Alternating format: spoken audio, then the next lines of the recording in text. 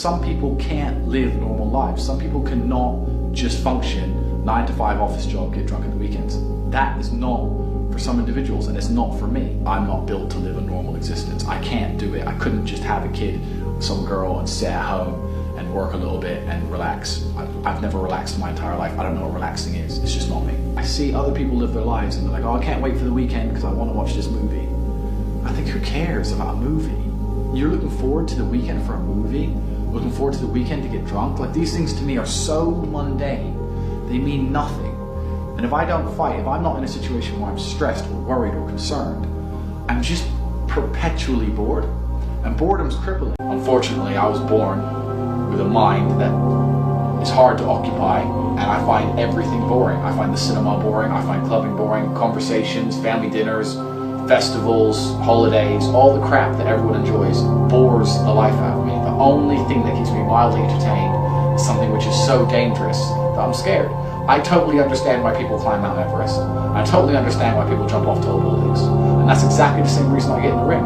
Because without it, I just live numb and bored all of the time.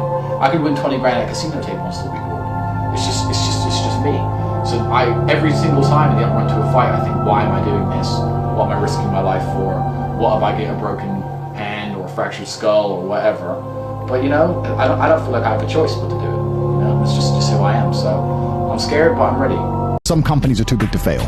It's an unfortunate reality that most people cannot afford to fly. Most people are broke. And if the cheapest flight is United, they're going to fly United regardless of what this guy does. No matter how many times he dresses up as a woman and does something insane and asinine and proves himself incompetent, they are going to fly United because the ticket is cheaper. That's the first thing. But the second thing that's actually very interesting is that most of these companies are all owned by the same mega corporation. Yeah. It's very difficult to go deep down the rabbit hole and find individual companies.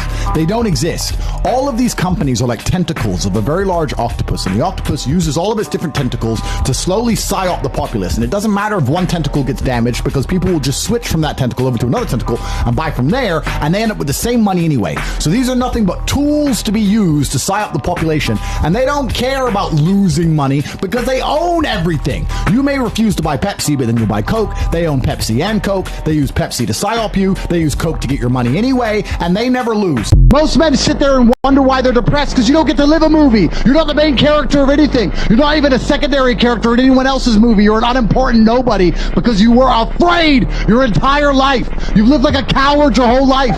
You were afraid of what might happen if you have some balls. And then you wonder why you're depressed. You can't even do anything. You can't go where you want, you're broke. You can't have sex, girls don't want you. You can't speak because no one listens.